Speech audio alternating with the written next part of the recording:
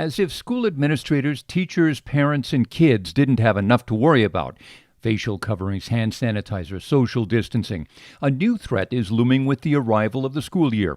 And COVID-19 might make it worse than ever. Ransomware.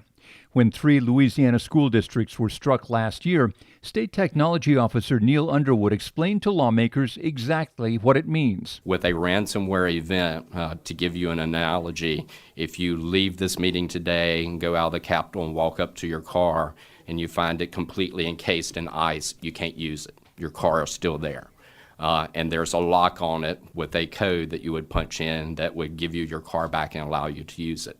Problem is, you don't have that code to put in, and there's a note sitting there that says, hey, contact me and pay me $500,000 and I'll give you the code to unlock your car and use it again. In the case of ransomware, the car is a computer server. The digital kidnapper is a hacker who could be anywhere, literally anywhere. Their chances of being caught? Caught? No. About zero. Randy Haba is with the consulting firm DKB Innovative. Rarely is the individual ever caught if it's on a small scale.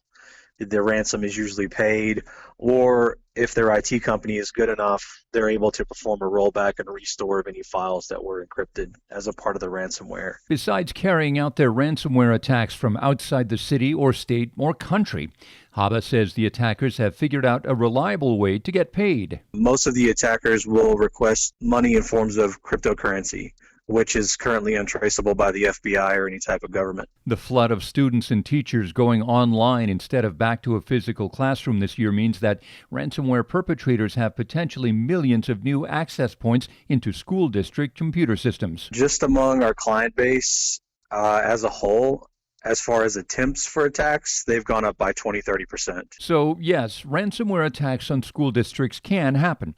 In fact, even before the start of school, it did happen in the small town of Athens, southeast of Dallas. We operated at 2 levels. One level was we need to move as quickly as possible so that if we're not able to recapture any information, we can get ourselves up and running again and get school started. Tony Clay works for the Athens Independent School District, where a few weeks ago, ransomware took hold of computer servers that contained years of records on students and employees.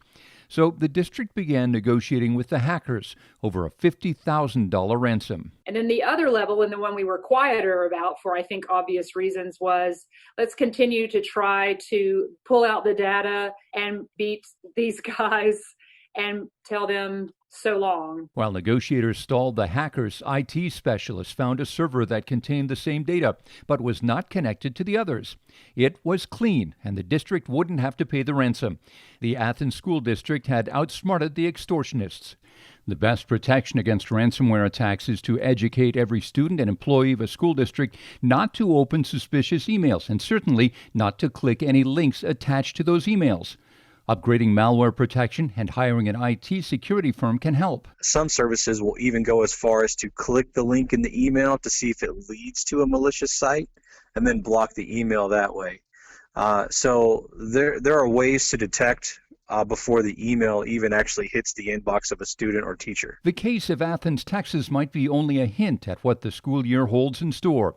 And beyond that, says IT specialist Randy Haba, pretty soon it's going to be an everyone problem, not just a business problem or a school district or a government entity problem. More and more people are becoming targets for ransomware, and most of the people pay ransom and you never even know it because they have no idea what to do when that happens to them. So they just pay the ransom.